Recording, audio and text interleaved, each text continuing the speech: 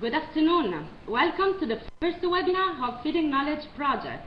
My name is Laura Scivetti. I work in the project team in the organization of the cycle of webinars.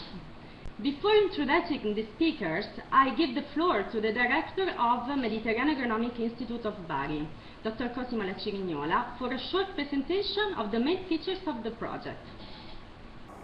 First of all, I would like to thank you for attending this webinar and for the interest you have shown in Feeding Knowledge project, which is highly appreciated. Technology and innovation that have shown their positive impact in the Mediterranean region give us the opportunity to communicate and work together from different countries, building networks and bridges. This is the best representation of the spirit of our organization, Siam Maib, that, as many of you probably know, has been working hard for the last 50 years to support education, share knowledge and promote cooperation on issues related to agro-food sector in order to address one big challenge, ensuring nutrition while coping with scarcity of resources. This is also in line with the spirit of Feeding Knowledge, a project that has been developed with the Polytechnic of Milan in the framework of 2015 Milan Universal Exposition, whose theme is Feeding the Planet, Energy for Life. The project is based on the idea that knowledge development is the best way to identify concrete solutions for food security that really meet the needs of countries. The cycle of webinars, which is the very first activity of the project, and all Feeding Knowledge activities are developed through 5 research and innovation priorities. The first is sustainable natural resource management, the second is quantitative and qualitative enhancement of crop production, the third is socioeconomic dynamics and global market, the fourth is sustainable development of small rural communities and marginal areas, the fifth is food consumption patterns, diet, environment, society, economy and health. The main objective of the project is to create opportunities for dialogue and development through a Mediterranean network of experts focused on research, innovation and transfer of knowledge on food security.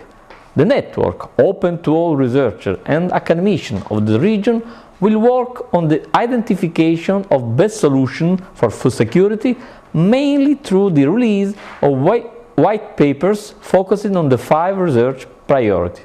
The paper will be developed through e-collaboration among all members of the network. In the drafting of such paper, the network will start from the analysis of needs and problems of Mediterranean countries related to food security.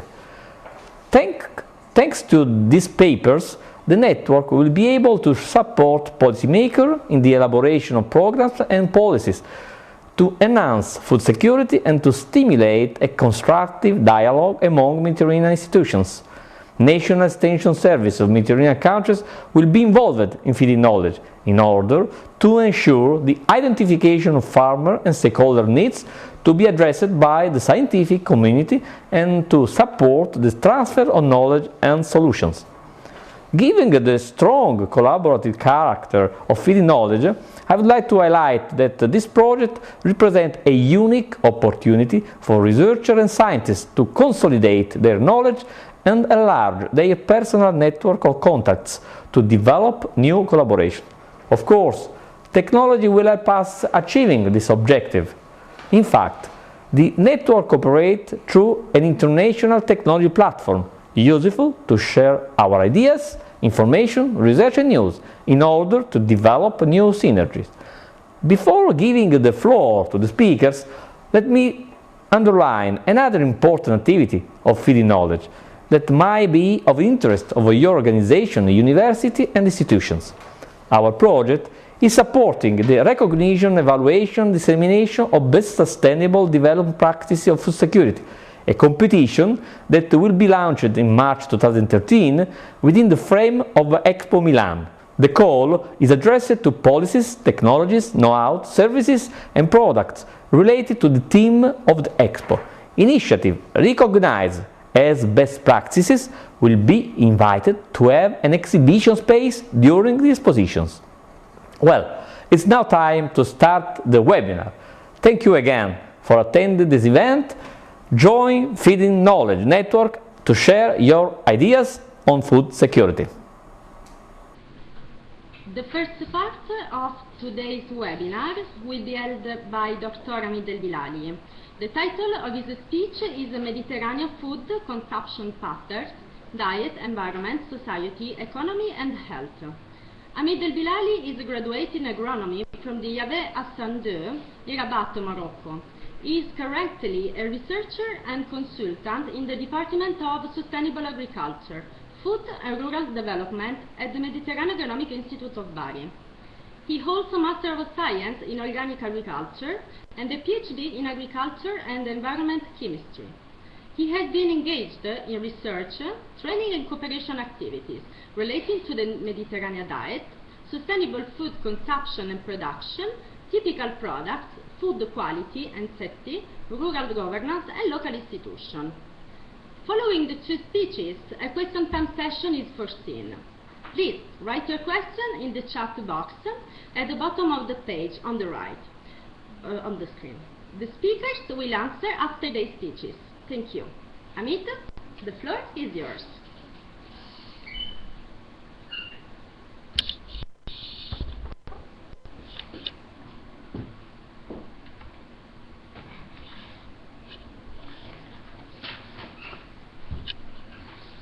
Thank you, Laura.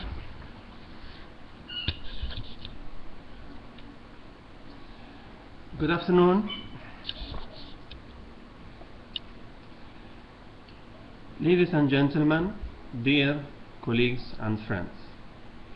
Today we'll try to get some insights into Mediterranean food consumption patterns.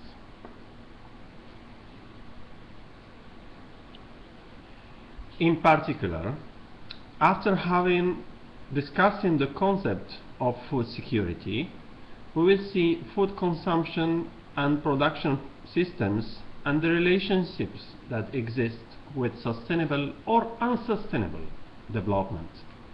Then we will see what is the Mediterranean diet about, and also the triple burden of malnutrition in the Mediterranean. Then we will analyze and have some information about the sustainability of the Mediterranean diet from the economic as well as the environmental point of view.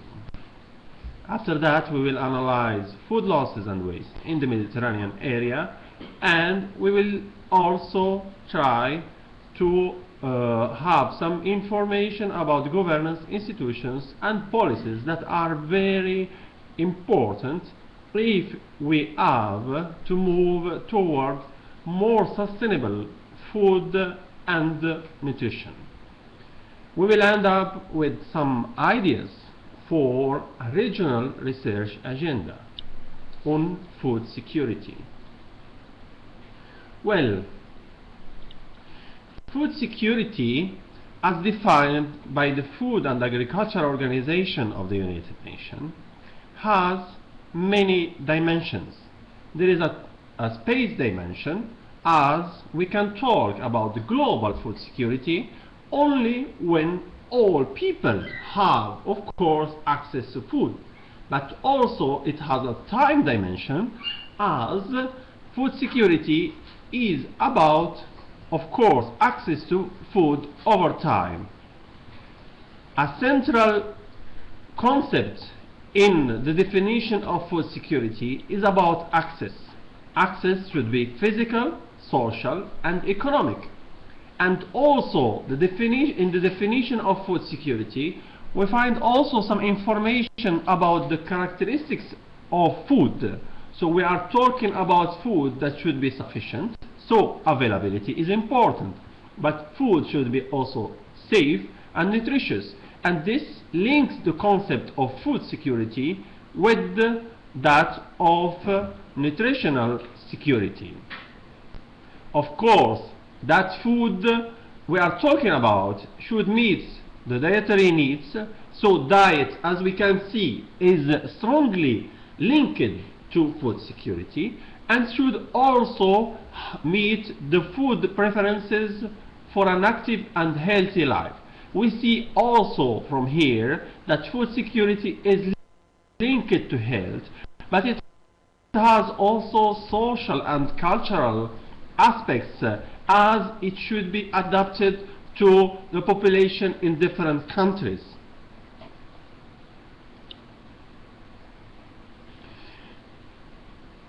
The concept of food security is based on many pillars: food availability, food access, food use, and the stability of availability, access, and use. The concept of food security is also linked to sustainable development, as it is strongly correlated and linked to issues such as environment protection, social justice, economic development, and good governance.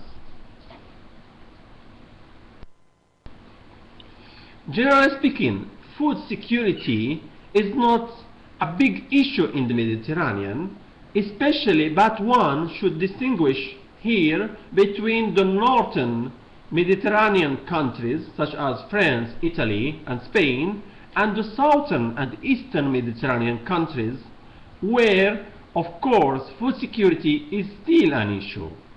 In fact, according to the Global Food Security Score, there are still many problems regarding food security in terms of affordability, availability, and also quality and safety in the southern and eastern Mediterranean countries.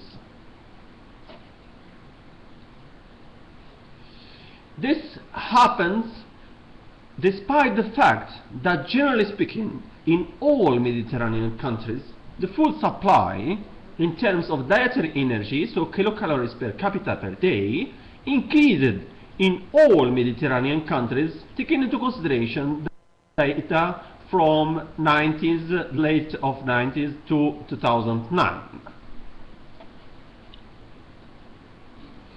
But it is worth mentioning that that increase, if we consider the region of Middle East and North Africa, was lower than in other regions such as Latin America, Sub-Saharan Africa, and even Eastern Europe and Central Asia. Here, of course, we are talking about net food production. In fact, despite the increase of net food production, there was also an increase of net food import. In fact, here we have a net food export in the Middle East and North Africa, and that net food import is increasing over time.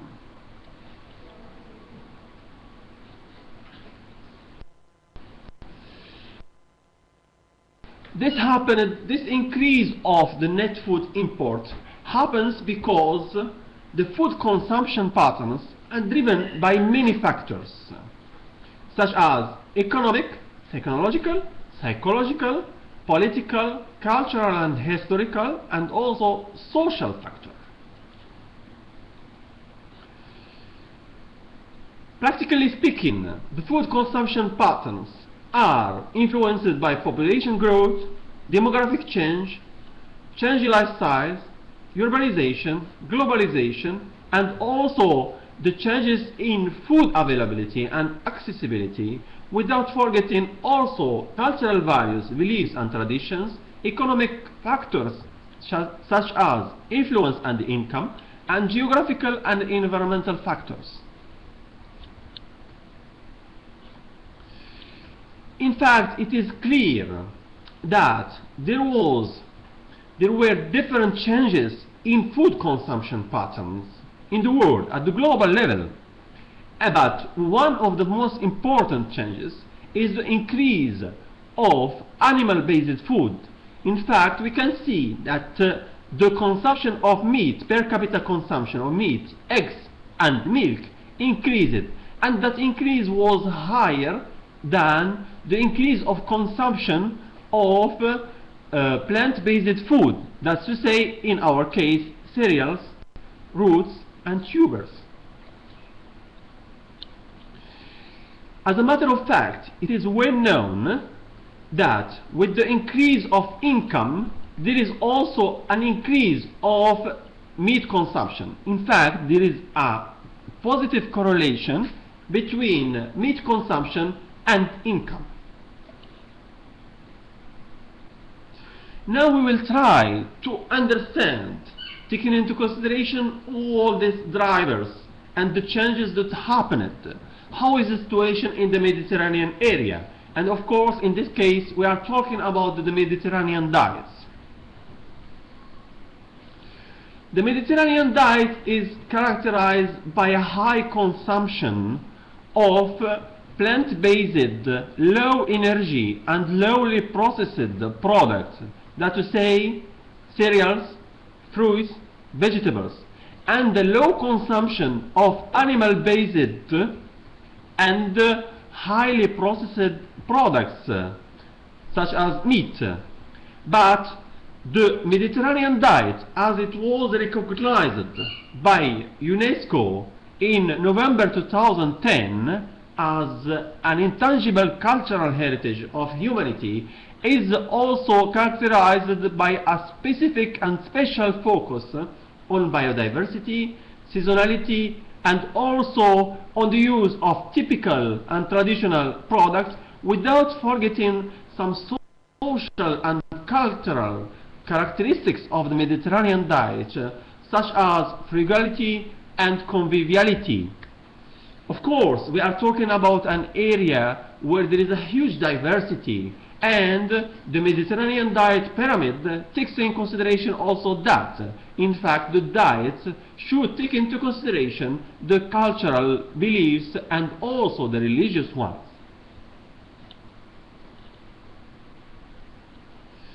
However, there was a transition, a nutritional transition in the Mediterranean, and that nutritional transition is still ongoing. And there is a decrease of the adherence of to the traditional Mediterranean diet, which is shown here by this food supply pyramids. In fact, if in the food, the Mediterranean diet pyramid, at the bottom of the pyramid there are plant-based products, you can see that in the Balkans, milk is the most consumed product. And also the situation is a little bit alike also in North Africa, as also there is a high consumption of milk. The situation in Middle East is somehow similar to North Africa, while of course in the northern Mediterranean countries there is even a higher consumption of animal-based products such as dairy products and meat. Well, if we focus on the North Africa region, there was, generally speaking, two aspects that we should consider regarding the nutritional transition and also the decrease of adherence to the Mediterranean diet. The first one concerns the increase of the dietary energy. The second one regards the evolution of the composition of the diet. Focusing on the first aspect, there was an increase of dietary energy in North Africa region. But what is alarming is also these changes that happened meanwhile also in the diet. In fact, you can see again that in North Africa there was an increase of animal source foods. To a certain extent, even the increase of the dietary energy in the diet was mainly due to the increase of animal source foods. Here, in fact, it is clear that there was an increase of the supply of animal-based products in all Mediterranean countries, but that increase was higher in southern, eastern and Balkan countries such as Albania, Algeria, Egypt, Tunisia, and also Libya and Syria and Jordan. This nutritional transition and also the decrease of the adherence to the traditional Mediterranean diet have many implications. First of all, on health and nutrition, but we will see that they have also some implications in economic and environmental terms. Let's start with the nutritional and health implications. In this case, of course, we can see that in the Mediterranean countries, especially in the MENA region, there is a triple burden of malnutrition. What do we mean by that? We mean that there is an increase, of course, of non-communicable diseases such as obesity, overweight, and all diseases that are related to, such as also cardiovascular diseases, diabetes, and so on. This is the first burden. The second one is also the increase in some countries that there are still some problems of undernutrition. The third one is due to micronutrient deficiencies. But of course there are some differences between countries in the MENA region, and we can distinguish between three clusters or groups. In the first cluster, we can find all those countries in advanced nutrition transition. That's to say, with high levels of overweight and obesity, moderate levels of undernutrition, and also micronutrient deficiencies, but in this case it's just in some population subgroups. This is particularly the case of Tunisia. In the second group there are countries with in early nutrition transition. In this case there are moderate levels of overweight and obesity, moderate levels also of undernutrition in specific population and age groups, especially children, and widespread micronutrient deficiencies. This is the case of the majority of countries in the MENA region, such as Egypt, Jordan, Lebanon, Libya, Morocco, Palestine, and Syria. In the third group and cluster, we find countries with significant undernutrition. They have high levels of acute and chronic child malnutrition, widespread micronutrient deficiencies, and emerging overweight, obesity, and malnutrition of influence in certain socioeconomic subgroups. This is the case of Iraq and some population subgroups in Palestine, especially in Gaza Strip and Tunisia. I would like here to highlight that these clusters are not mutually exclusive. It means that the problems of undernutrition, overnutrition, and micronutrient deficiencies can exist in the same country, coexist. Well, as far as the prevalence of obesity is concerned, we can see that the MENA region and Mediterranean countries, generally speaking, are topping the list of countries with high prevalence of obesity. In fact, in some countries, the prevalence of obesity in adult population is even higher than 30% of the total population, such as in Libya and Egypt. But the prevalence of obesity changes according to gender. In fact, in many southern and also Balkan countries, the female obesity is higher than male obesity. This is the case of Albania, Algeria, and also other countries such as Egypt, and also Malta, Morocco, Tunisia, and Turkey. The situation is a little bit different in northern Mediterranean countries. In fact, in that case, if you take into consideration, for example, Italy, the male obesity is slightly higher than female obesity. Of course, this is due to different lifestyle that are influenced also by cultural values. The third burden is that due to micronutrient deficiencies. We can see that in the MENA region there are many problems with micronutrient deficiencies, especially iodine, vitamin A and iron. As I said before, the nutritional transition has many health and nutrition implications, but it has also some economic implication that we are going to talk about. The first problem is that for those countries that have a Mediterranean dietary pattern, these products that are, if you remember, at the bottom of the pyramid, so cereals, fruits and vegetables, are also the most expensive if you consider the price per 100 kilocalories. This is of course a bad news, since a high share of the dietary energy in Mediterranean countries is depending on cereals intake. In fact, in many countries, up to 60%, as in the case of Morocco, but also Egypt, of the total dietary energy is due to the consumption of cereals.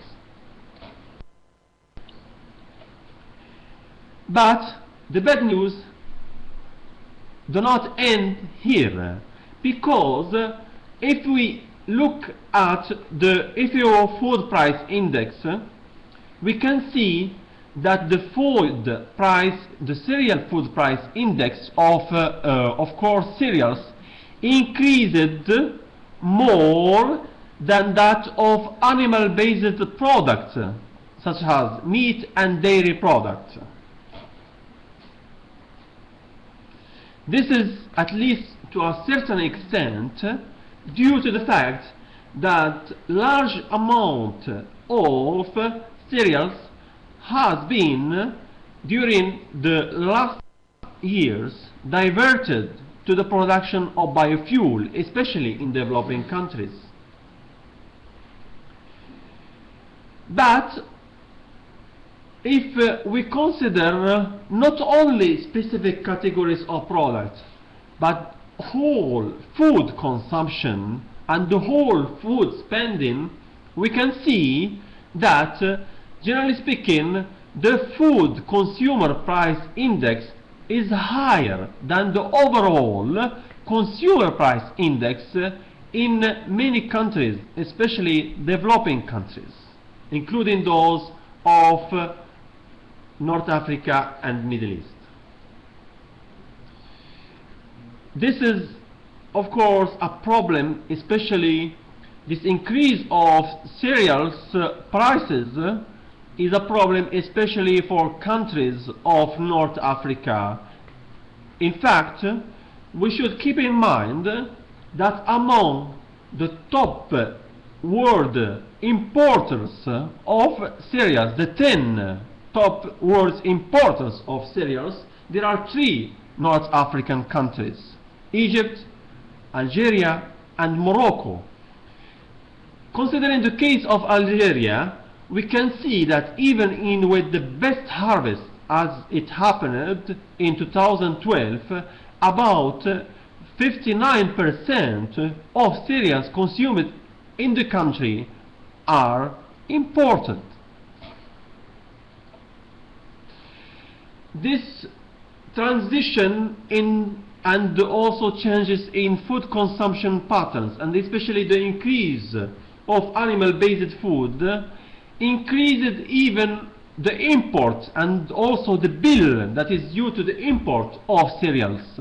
In fact, those many coarse grains are used also in the animal husbandry, and that's why, and the share of production in total utilization of coarse grains is about, for example, 34% in Algeria. As I said before, the decrease of adherence to the traditional Mediterranean dietary pattern, and the nutritional transition has, of course, economic and environmental impacts. Now we will try to see some of this environmental impact.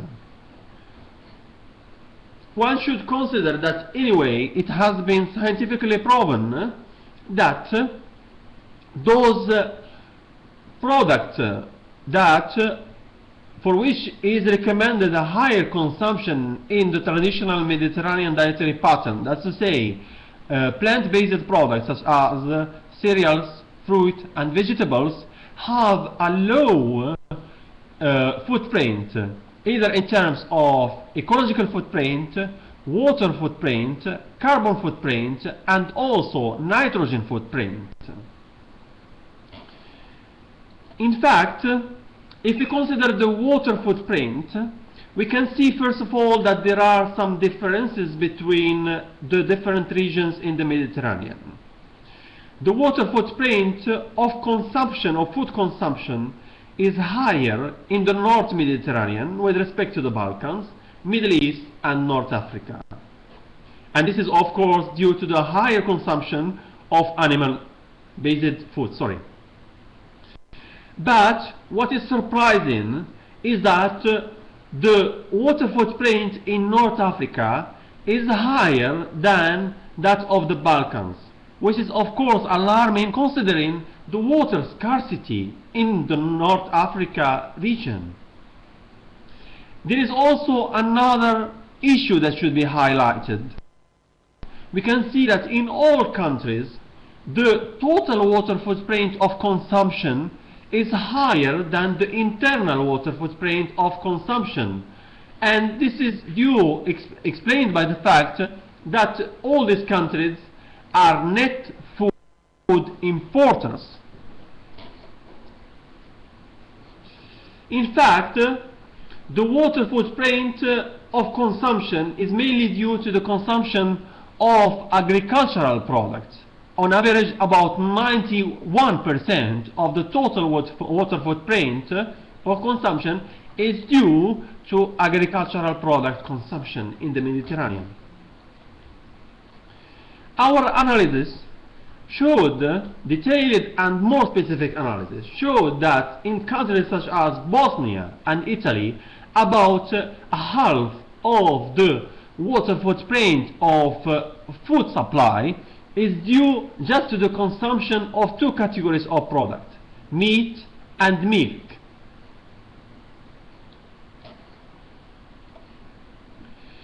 There is also another issue that is very important to consider, and that increase even the environmental footprint of the current food consumption patterns, which is food losses at the global and also in the MENA region. Of course, here we have to consider that, again, the product on which is based the Mediterranean dietary patterns are also the products that have also the highest rate of losses. We are talking here about exactly and specifically fruit and vegetable. Of course, food losses change from a stage of the food chain to another, that's to say agricultural production, food production, post-harvest, processing, distribution and consumption. If we consider cereals, in this case we see also that losses are different between developed and developing countries. In fact, in developed countries losses occur at the last stage of the food chain, that's to say consumption, so we talk about waste, while in developing countries they are mainly occurring at the first stages of the food chain. So we are talking about losses that are due to poor infrastructure, especially in storage, distribution, transportation and so on. We have also to consider that even overweight and obesity, so health problems, are strongly linked to food waste. In fact, it was estimated that about 5% of annual total cereal production is wasted in the Mediterranean and especially in North Africa and West and Central Asia region, that's to say Arab countries, due to overweight. Of course, if we want to tackle all these problems, we have to consider also the governance of the whole food system, and also policies and institutions. Many policies have been, of course, debated regarding the global food consumption patterns and food system, such as food justice, food security, and food sovereignty. And it is clear that there are many gaps in food policy.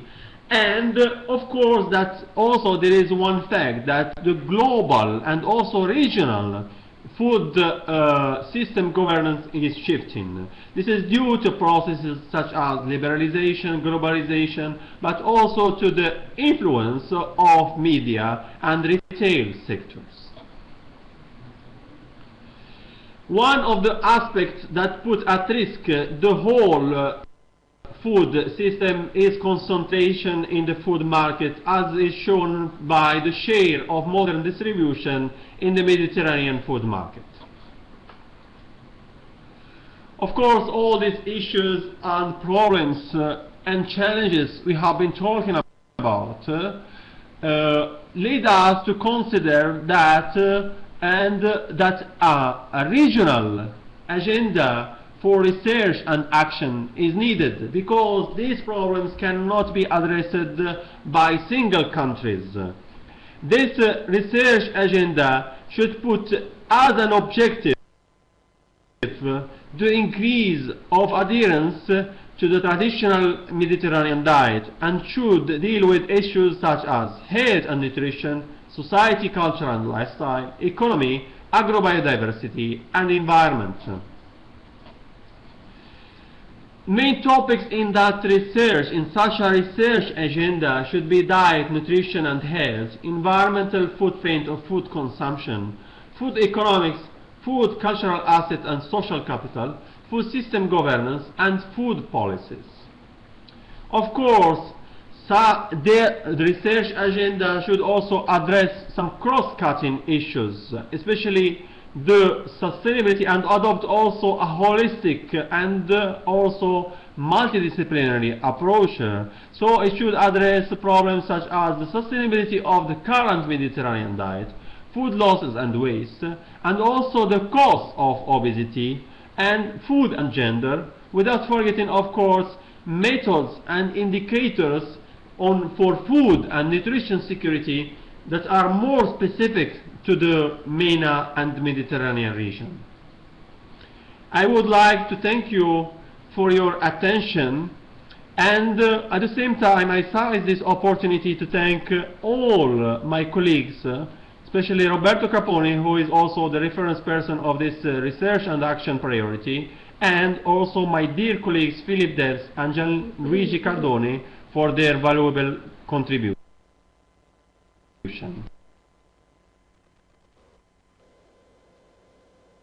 Thank you very much. Laura, the floor is again yours. Okay, Amid. The presentation, the speaker, Philip Debs, will give a speech on governance and impacts of alternative food systems, the case of the food movement.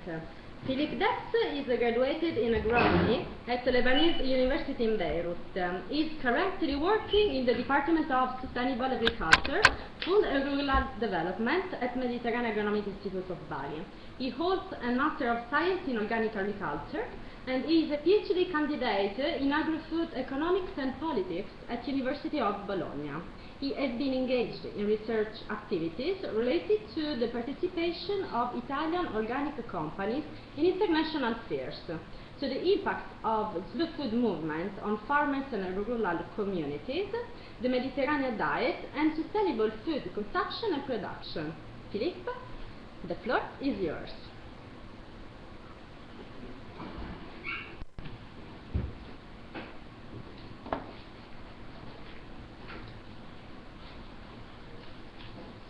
Good afternoon to everyone. I will speak today about the governance and impacts of alternative food systems I will take the case of the slow food movement. The presentation will speak about a brief description about what is slow food, how to be a member in slow food, and we'll speak here about the slow food convivium, the main features, the collaborative characters of slow food, what are the activities such as Slow Food Foundation for Biodiversity and Terra Madre. What is slow food? Slow food, that is represented by this logo as a snail, is an international movement that was founded in 1989 by Carlo Petrini as an answer to the first opening of a fast food in Roma, in Italy. And we can say that it's originated in the Mediterranean. It strives to preserve traditional and regional cuisine and promotes farming of plants, seeds and livestock characteristic of the local ecosystem.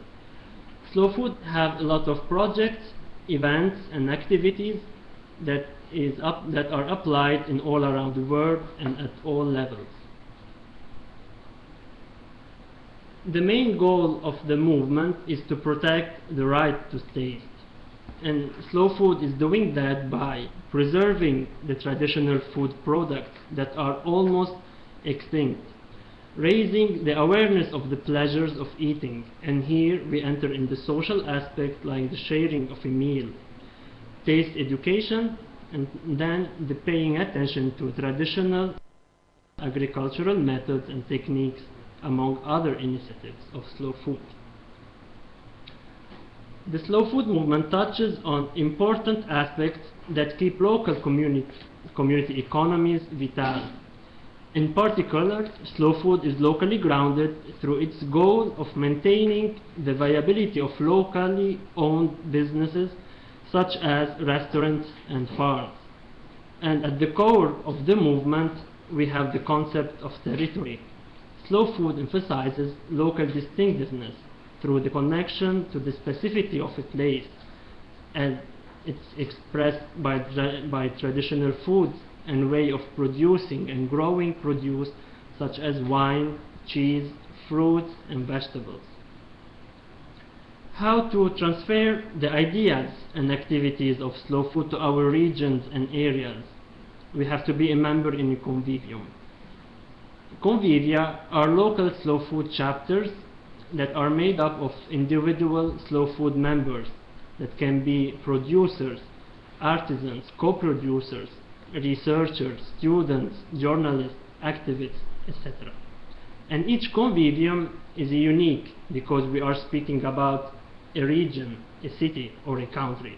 But what all the convivia have in common is their desire to bring the slow food ideas, the slow food beliefs to their communities by seeking out the local food producers and supporting them through projects, events, partnerships, by starting up school gardens or educational programs, by making workshops, courses and classes. Today, every year slow food is increasing, and now there are more than 100,000 members that are distributed in around 153 countries, and they are divided in 1,300 convivia. In the Mediterranean, the high number of the slow food convivia are mainly in the northern Mediterranean countries, such as Italy, where we have around 283 convivia, followed by France, Spain, Turkey. And then the lower number is in the southern Mediterranean countries such as Morocco, Egypt, and also in the Orient such as Palestine and Lebanon. All the efforts of the slow food movement are intended to design, develop and implement progressive practices that are able to, first of all, to value the typical traditions and specific sets of knowledge, resources and competences that are headed for destruction under the pressure of the mass market. Then to protect and support the local communities, which play an essential role in the quest for sustainability. people are trying to find ways to shorten the distance between producers and consumers, to make the local economic activity a benefit to all the local community. Then another feature is to bypass the brokers and foster direct relationships between farmers and responsible consumers, reduce transport to minimize the food miles, safeguard the environment, and hereby ensuring the survival of local species by respecting the natural rhythm and the seasons of the production, by making recycling, by avoiding waste, protecting the biodiversity. Then promote virtuous globalization through a network of neo-gastronomes, ensure the universal right to pleasure and good living, and last, to overcome the currently prevailing agro-food business model and also the conventional approaches to sustainability. These features were proved by a survey done in Terra Madre 2010, where the farmers said that slow food is mainly helping them by using the local resources that they find on their farms, by promoting and supporting their biodiversity, by reducing the use of the chemical inputs, by giving them the possibility to access to food. So they didn't care so much about the economic aspect, but they mainly care about the sustainability, the biodiversity.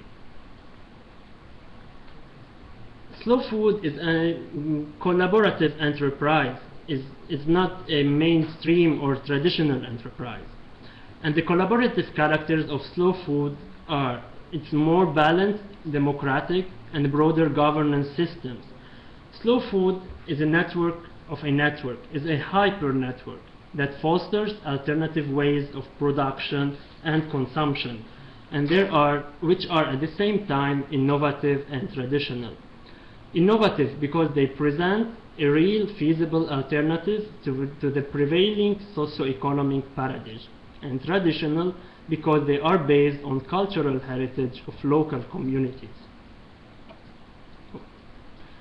It's a multiple bottom line approach, and here because we have a set of final goals and objectives, and not only one, which is the economic. The neo-gastronomy and the related strategic vision is based on the new 3 Ps that are people, planet, and plate, and the innovative concept of quality. And all of this call for a comprehensive, holistic perspective that takes into account not only the production and consumption, but also a compatible way of living.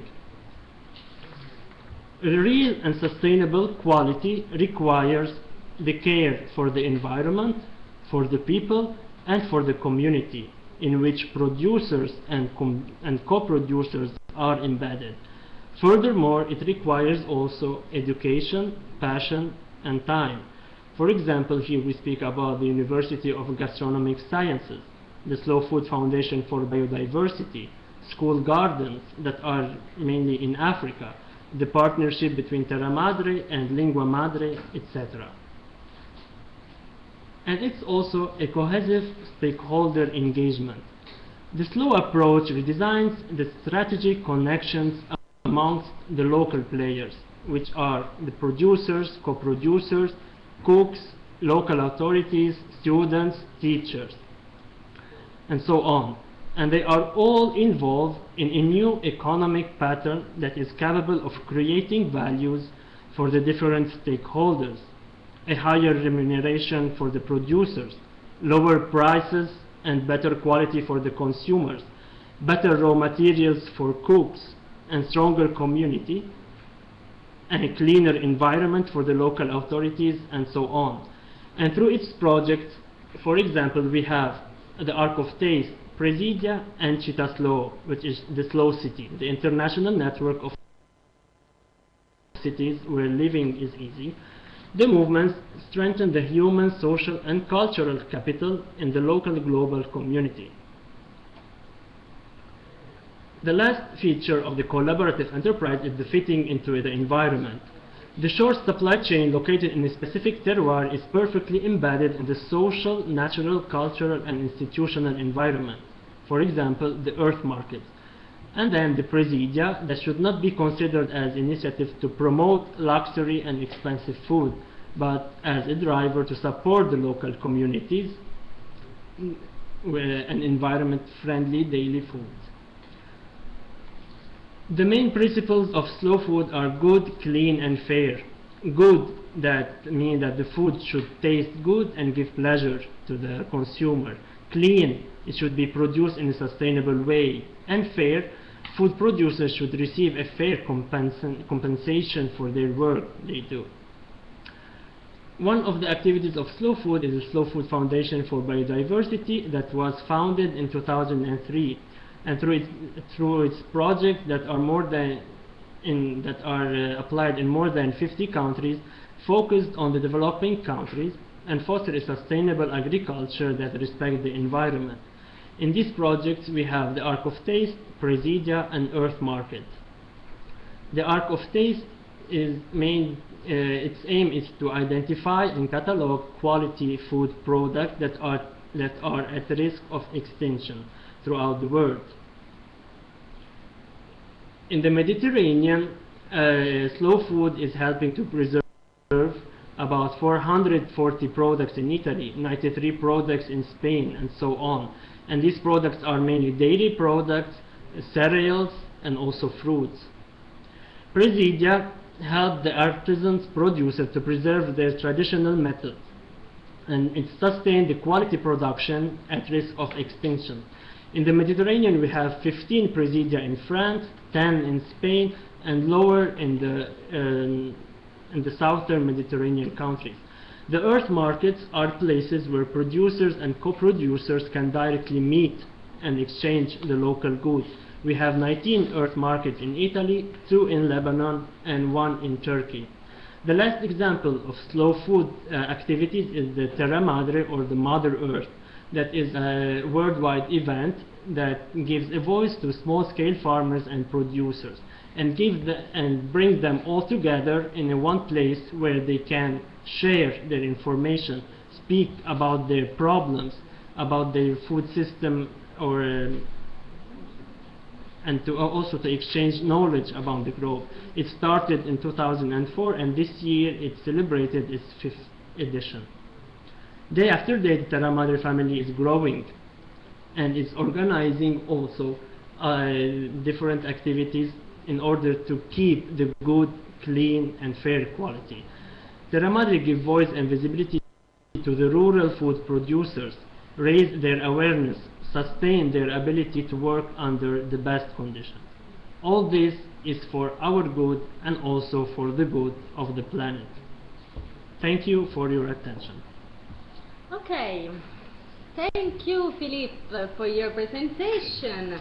Now the question time is open, and the speaker will answer to all your questions. Of course, since the time of this session is limited, the expert will be glad to answer further questions through Feeding Knowledge Facebook and Twitter official pages.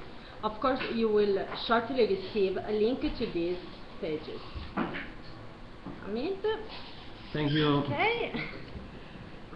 Thank you, Laura.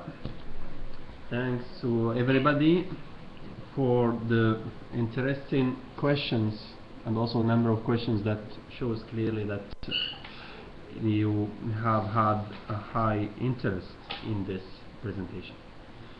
I will try to answer some of your questions. Of course, there are other questions that we can answer later on, and if you have any doubt, you can also send me your questions via email and also using the other social media.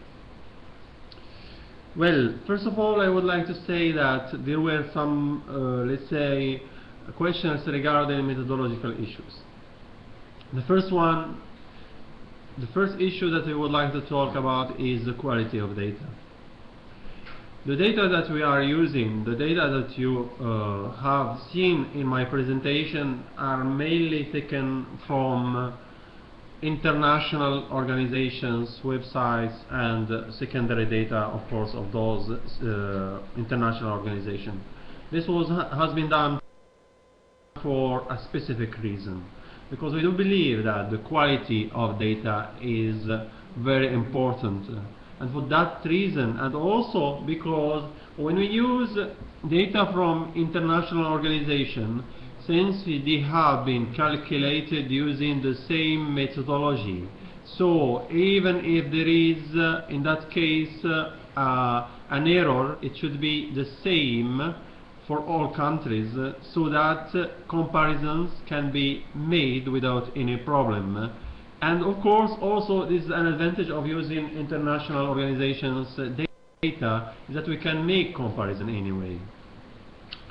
There was also another question regarding one specific issue, which is net production, food net production. So net food production, food net production, is about gross productions at crops and livestock level, and of course they are net of feed and also seed, and they have been evaluated using 2004-2006 constant international reference prices. For more information about that, I invite you to visit the website of FAO, and especially the section regarding production, where you can find data for all countries. Well, after that there was another question that is quite general. So it regards more or less how we can achieve, food security at the global level while maintaining the environmental capital, natural capital of the planet, and also taking into consideration social and economic issues of regarding rural communities.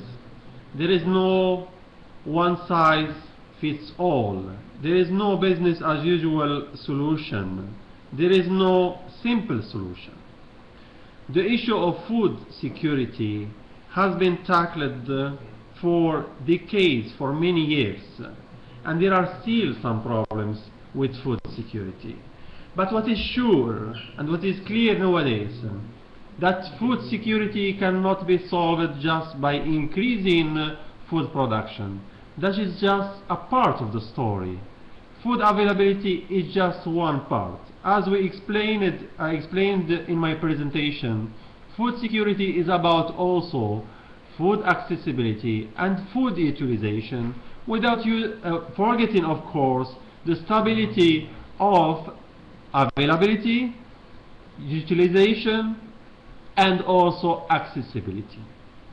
So, if we want to tackle, to address and to solve the problem of food security at the global level, but also at the regional level, that is to say in the Mediterranean and MENA region, we have to deal for sure with food production, because food production and agricultural production is important to increase food availability.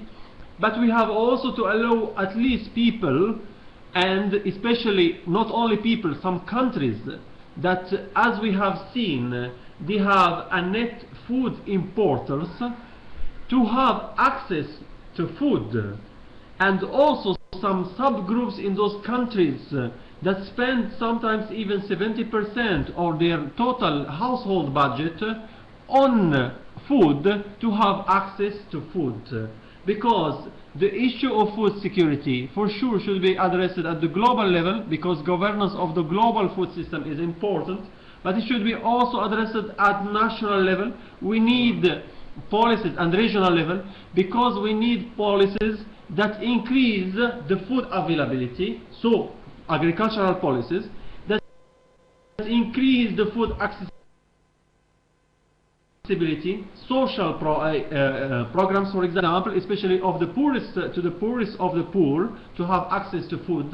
We have to deal also with all problems regarding food losses and waste, because as we have seen, the problem is not only that there isn't enough food, but probably there is enough food produced, but that food is getting lost in the way to the market, and this is a big problem, especially for those typical Mediterranean products such as fruit and vegetable.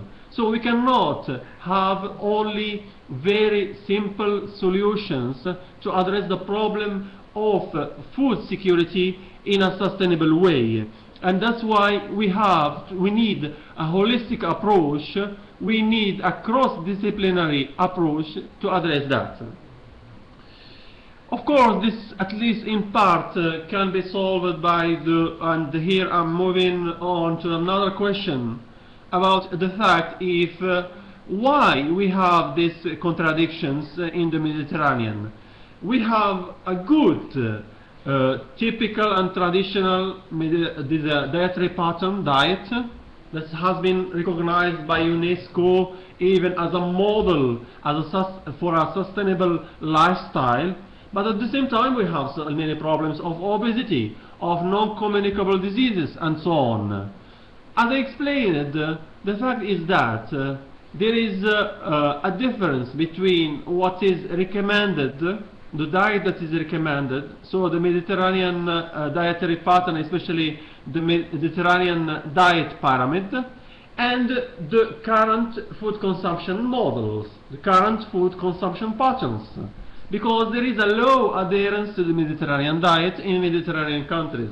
In Mediterranean countries, especially northern ones, we consume a lot of animal-based food. We consume a lot of high-density food, for example, as sweets. There is also some problems linked to our lifestyle. So there is very few people that have, of course, an adequate physical activity, and so on.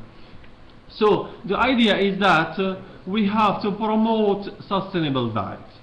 Sustainable diets are diets that are sustainable from the economic, environmental, social, cultural, and also health and nutrition point of view. This is very important.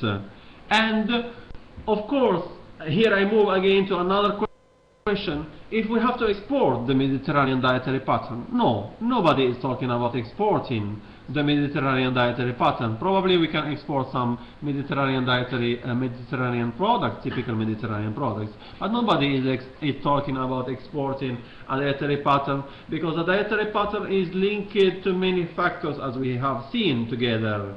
So there are many drivers, of course, to food consumption. And a dietary pattern, a diet that is sustainable, should be adapted, of course, to each single country and region.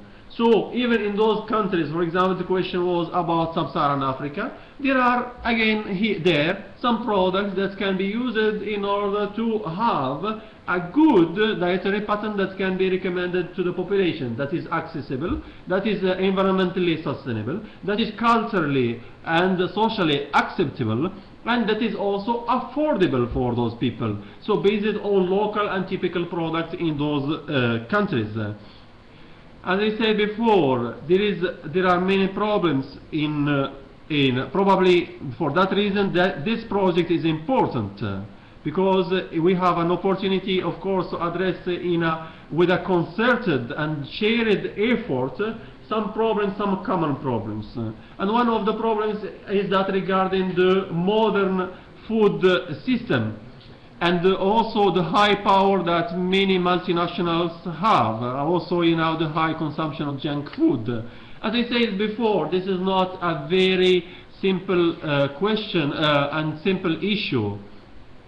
First of all, there is a need for some regulations that should be also applied, and that's why the governance is a very important.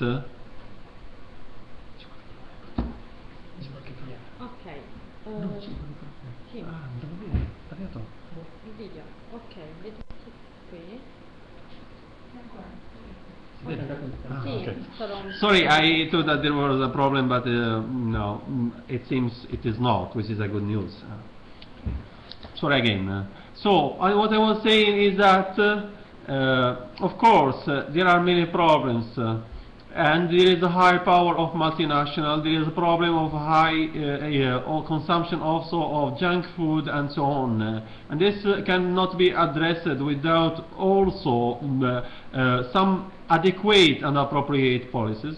policies regarding regulation for food, labeling, for example, regulations and so on, but also there is a need for a nutrition education, because we know that the education of young people, very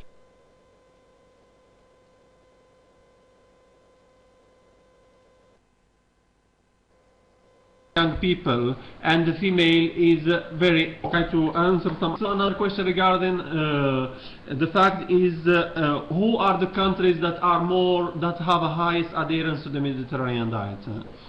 It depends on the, of course, on the criteria that we take into consideration. If we take into consideration, of course, one of the most important criteria, which is that related to the high consumption of plant-based food, we can say that southern and eastern Mediterranean countries have the highest adherence to the Mediterranean diet, as shown also by some scores. For example, the Mediterranean diet adherence score that shows that these countries, in fact, have a highest adherence to the Mediterranean diet. But they have also there are also countries that have, you know, the highest decrease in that adherence, which is a big issue, of course, in that case.